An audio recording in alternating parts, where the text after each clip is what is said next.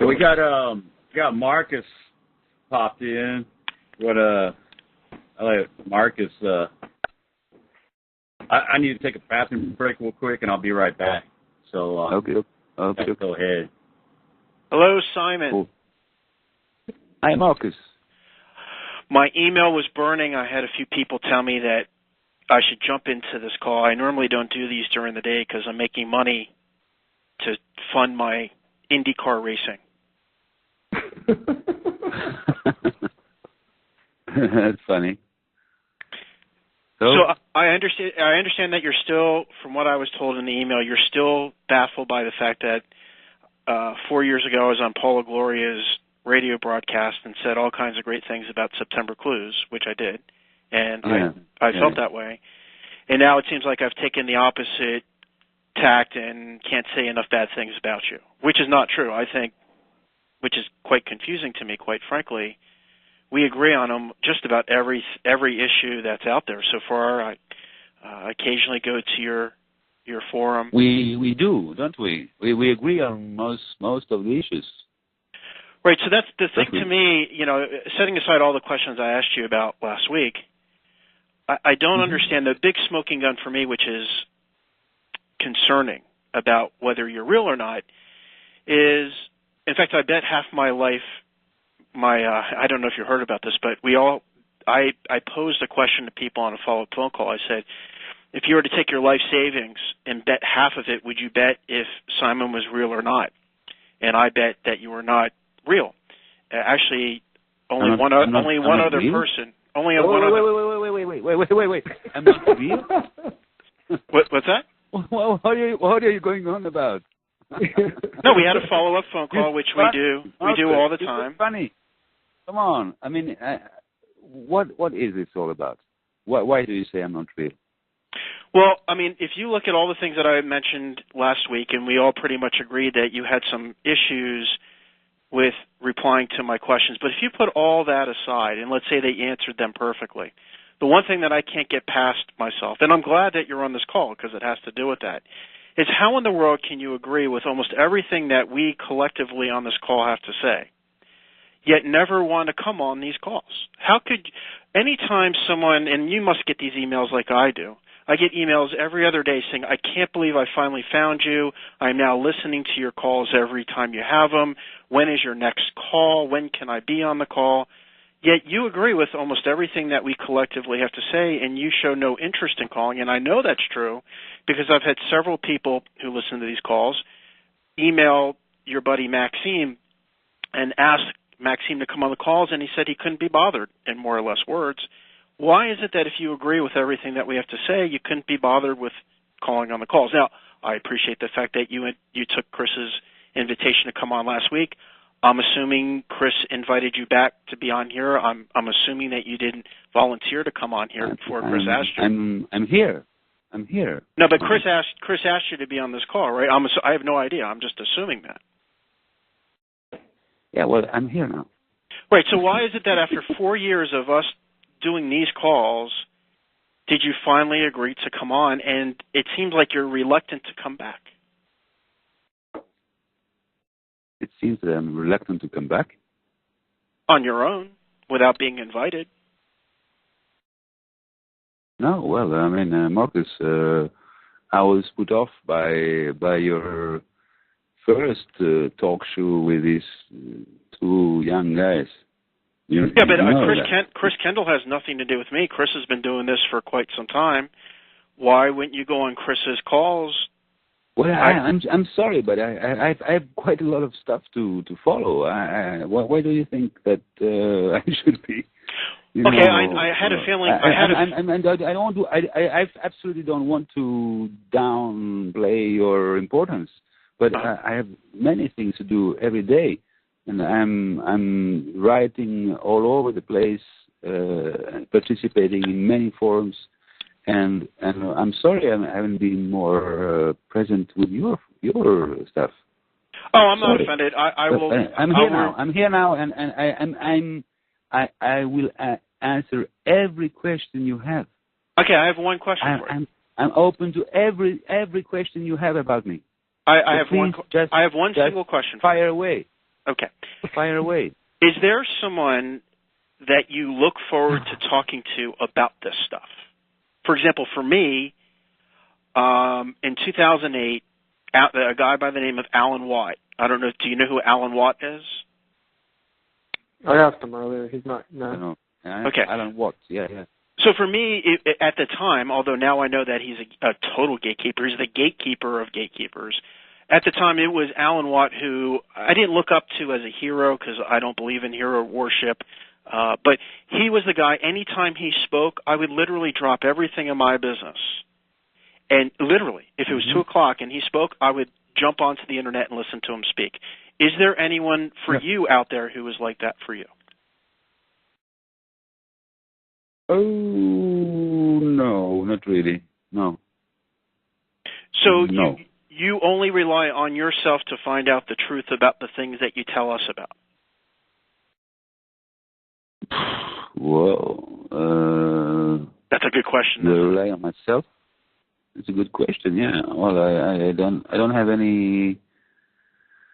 I can't say I have been following any of Alex Jones stuff or any person similar to Alex Jones. No, I've never been following any prominent talker. So again, I understand you contacted Chris because you had questions for Chris about the SSDI, the Social Security Death Index, which is fantastic. I mean, that's just a great lead to find out what the scoop is with victims and fake victims and that sort of thing. So you have absolutely no desire. Forget me. I mean, I'd be happy to not be on the calls. In fact, I wasn't going to be on this call. I've spoken to you. I still feel the same way about you than I did last week, and I wasn't going to come on until I got these 2 emails.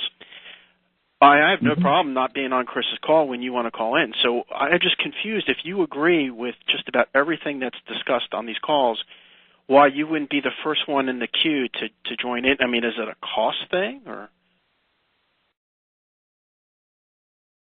Well, I've joined in now, maybe a bit belatedly, but I'm here now. Yeah, but so, I mean, let's be honest. If Chris didn't invite you to come here, and you've yet to dispel that, you wouldn't have been on this call today. Yeah. Well,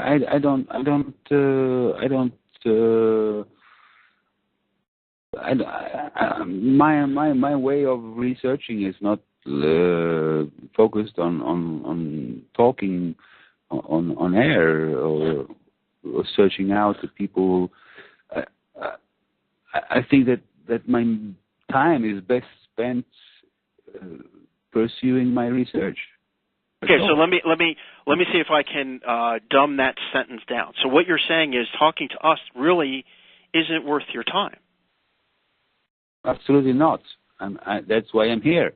I'm here because I understand that there are people within this place here which can understand what I'm doing. And in the 2 hours and 19 minutes that my timer tells me, and in the 3+ hours I think from last week, and I might be wrong by 1, but I don't think you asked us a single question. I asked you a single question? You didn't ask us not a single research question. You didn't have, apparently, you're not curious about a single thing that any of the people listening to this and any of the people who call in, and we do this every week, you haven't asked us a single question about what we think about something. Wow. So what does is that very suspicious that I'm not asking questions? Oh, well, you why don't you ask that yourself? What do you think? Do you think real people, when they have a communication, when they have a dialogue, it's a one-way completely for 5 hours? 5 hours of... No. Okay, so if you like, I'll ask you questions. I have asked you questions now, Markus. Come on.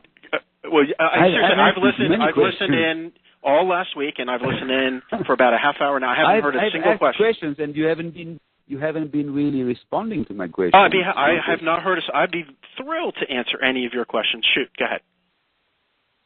I mean, okay. So here's a question for you. Why do you spend so much time discrediting my persona? I spent one time discrediting you because someone asked me what I thought about Simon Shack, and I did that 3 years ago. Okay. So now today here we are talking now. Okay, we're talking. Mm-hmm. What would you think? What do you think I am? Some kind of perp? I really don't know what you are. I do know that. I do know only because. You're funny. Well, I am funny, but not in the way you think. Okay. And. Okay, so you don't know what I am, but you have no real opinion. Please. Well, as I said, let me finish my answer because I have not interrupted you. Now. Since you're writing so much on 2 to 7 minutes or whatever, you're writing. You have included me in the list of gatekeepers. Yes. Okay. Why? I'm glad to see that you read my blog. That's fantastic. Yes. So you see, I'm active. You know, I also go to your blog. So why do you include me in the list of gatekeepers? Before I answer that, since you've been to my blog, and I know you've been to my blog because I track IP addresses, I'm very upfront about that. Is there anything on my blog besides your name on the controlled opposition list that you disagree with?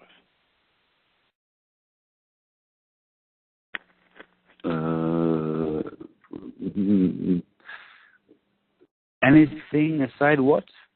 Is there any word, sentence, paragraph, or concept besides your name being on my controlled opposition list that you disagree with? I'm not sure I've read everything. In the things that you have read, is there anything that you've disagreed with? Oh, I appreciate that you're skeptical of many people, and so am I. But then I find myself put into the list of gatekeepers. So why should I, value your judgments? You're doing an excellent job of not answering my question. I'll ask it again. In all the things that you've read on my blog, is there anything besides your name that you disagree with? I agree with many things that you have in your blog, but I haven't read so much of it, really. But in the limited things that you've read, we agree 100% except for your name. I haven't read so much stuff in your blog. I'm sorry. That's okay. But I don't know why it's so hard to answer that question. I mean, for me, it would be something like, yeah, I agree with everything except my name being on the list of controlled opposition. You're so antagonistic, man. I'm asking a simple question that you've yet to answer, and that's why I'm skeptical of you. Is because last week there were many questions that I asked you, and I didn't interrupt you, and I let you have all the time in the world to answer it, and you kind of danced around it. And I think that's why everyone, for the exception of one person who asked that question, if you were to bet half your life savings, do you think Simon is real or not? And every single one except one said that they would bet half their life savings that you weren't. Now, I do appreciate the fact that you came back, although... Oh, fantastic. Well, this is a nice poll you're doing. You're doing polls? You're into... I am. I'm actually going to submit it to the USA Today as one of those little polls at the bottom of the front page of the USA Today. We'll talk about that some other time. But You're an expert in communication, right? I am an expert in helping writers make money. That's what I do for a living. Okay. Well, will you find a publisher for my upcoming book sometime? I will write a book about September clues. As long as you give me a 9% fee, which is what I get. Yeah, sure. Okay, cool. Thank you. But again, you continue not to answer my question. So let's get to come on, Marcus. What fucking answer do you want from me? I want you to say, yeah, I agree with everything that I've read on your blog. It's a very good blog. I highly recommend the blog. In fact, it's so good I'm going to let my readers at September Clues Forum know about it. And The only thing that I disagree with is my name is on the controlled opposition list. But for everything else, I think it's fantastic. I agree that 9/11 was a media job. By the way, I've yet to hear you say, that's a question for you. Do you think there were no planes on 9/11 in New York City?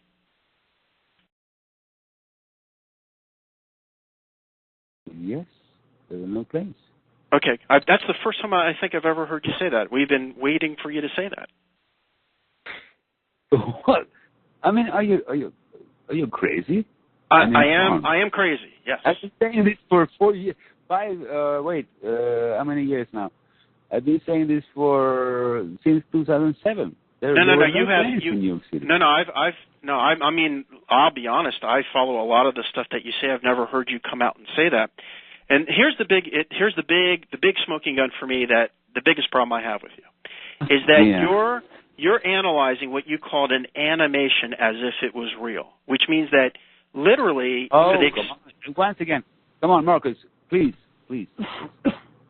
Why are you now coming with this idiotic idea that I'm analyzing animation video and yes, and probably what I'm saying is that these are real. No, I'm exactly doing what you're saying, for God's sake. I'm saying that the videos are cartoons. So if I've never used the word cartoon, it's just because it puts people off, to hear. I've used the word animation because it's animation. It's almost realistic-looking animation, and it's made in Hollywood. How many Hollywood films have you seen, Marcus? I answered this last week. I don't go to the movies. I haven't gone to the movies in 12 years. So the entire body of imagery of the day, I will state it once again, is simply a Hollywood movie. They cut it up in small news flashes, and everything. If you put them together, you will get the running time of maybe 120-minute Hollywood film. But it was everything that we have seen from 9/11 is made in a studio. Those 102 minutes, which are the first event of Flight 11 until the second tower falling down, is completely a movie. It's a movie, animation movie. And you still don't know what geospatial software is? Can I ask you a question? Do we agree on this? Wow, you're asking me a question? Hold on. Say it again. I'm sorry. I'm excited. Do we agree that every single image coming in from 9/11 that we have of the crucial events, the planes hitting and the towers falling, is nothing but a Hollywood movie? I do not speak in absolutes. I would say that my gut tells me that there's not a single frame of legitimate 100% real video, not a single one of at least what happened in New York City. It wouldn't surprise me if it was geospatial technology. I asked you about this last week. You didn't know what I was talking about. So it probably the entire 9/11. Hold on, let me finish. What's geospatial technology? Explain me. What's geospatial technology? It's the same technology that Google uses for Google Earth. Okay, but I have that in September Clues, for God's sake. Okay, well that's interesting because I asked you about it last week and you said you didn't know what I was talking about. Well, I didn't know it's called geospatial. I know it's like Google Earth images, and maybe I'm very, very sorry that I didn't. There's nothing to apologize. It's really a minor detail. It's geospatial thing. I mean, these people who do these things are coining names, which I am not supposed to register. Okay, so it's geospatial technology. Okay, that's how they do the Google Earth images. Well, they they had that before 2001, and obviously they used that to make a model of Manhattan, showing us the towers gushing smoke for 102 minutes. And everything was completely made with geospatial technology, if you like. Right, and I come to that conclusion because I've seen videos about it, but the main reason I come to that conclusion is because there were buildings in the videos that aren't there in real life. Yeah. They fucked up completely. See, but I know. You see, that's where I think you spin us off into La La Land, quite frankly, Simon. When you say they fucked up, and I've heard you say this before, I think Tim asked you last week, do you think that they purposely fuck up, and you say no? I'm not sure about that. But, it's 50-50. Okay, that's a good answer, because to me it's 100% obvious that they purposely fuck up so that people, I apologize for mentioning you, people like you come on the scene and point out stuff that we don't see and then spin us off into La La Land. That's how I feel. I continue to feel that way. Yeah, okay, but I'm happy with that. It's okay, Maybe they fucked up. They wanted to someone to discover it. Or maybe they give or us what? people who want us to discover it. Okay, so what? I mean, at the end of the day, they have shown fake imagery and sold it to the people as the real events. Right. But what I'm saying is they give us our leaders so that for 49 years we talk about, for example, JFK, and nothing goes down with it. I mean, we've been talking about the moon landing and JFK being not what we're told for a long time, and there's no solutions in progress ever since then. That's fantastic counterintelligence. That's why I get concerned about leaders who get promoted to the top from the top, and that's why I've made no bones about it. I'm skeptical about your being on the scene. And I encourage everyone to be skeptical. I think everyone should be skeptical of me. You're skeptical of me being on the scene. Uh-huh. What that But why is that a problem for you? Why don't you just say, I think everyone should be skeptical. I'm the first to say everyone should be skeptical of me. You should be an individual thinker. Stop listening to leaders and gurus and experts, and because unfortunately they're Pied Pipers. The military admits putting these people out, and it's the military, when you look into it, that seems to have their hand in all this fakery. So I think it's a healthy thing that people are skeptical. I have no connection whatsoever with anything military, Markus. And neither do I. I'm an absolute individual. I'm just a guy. But why don't you just? I don't understand why. Well, how can I convince you of this? I don't know. I don't know. Sitting here in my studio and I've been looking at these videos. That's all I've been doing. I think your ego is taking a step ahead of you. I mean, why not just say, I think it's great that you guys are questioning me. I'm going to answer the questions, whatever questions you have, and let it be, let it be. Well, what kind of ego can you stick on me? I don't have it.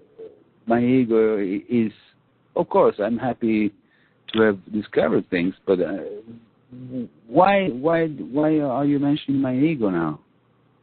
Why are you so antagonistic? Why do you try to, in every way, to discredit my credibility? I don't know. It's just the way I am. That's good. I don't have a good answer for you. You don't know. I'll tell you why. You ever get ripped off by someone?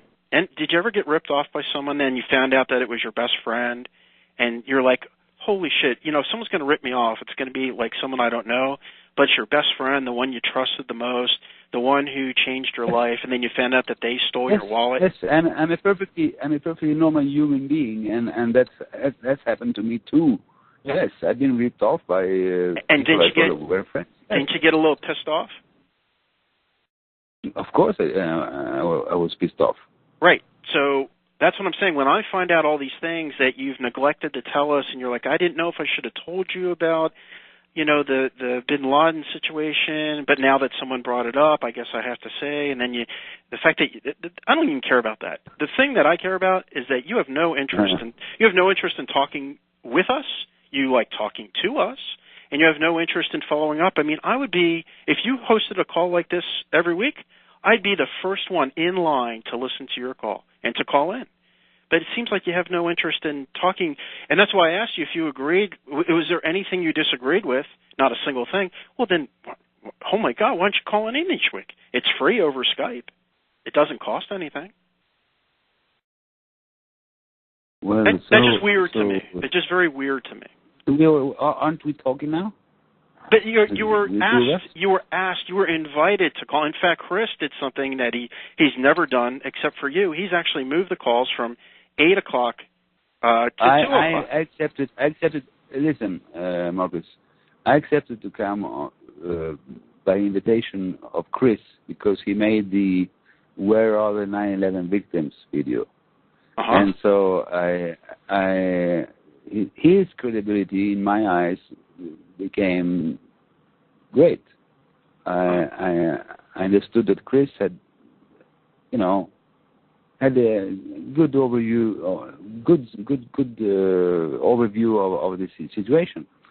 So that's why I came here now, because Chris made his videos on YouTube,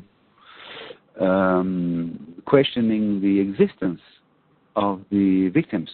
That's very interesting, and not to discredit Chris at all, but on 9/11 movement, I was the first one who got hot and bothered over the fact that there were no victims that jumped from the buildings, and you were completely dead silent at the time. Interesting that when I posted about I remember that you were looking at the fake jumper imagery. But you didn't say a word. You didn't say a single word. We have a huge thread. We have a huge thread on the Clues Forum, looking at practically every single picture and video released about the jumpers, and we have proofs that they are fake.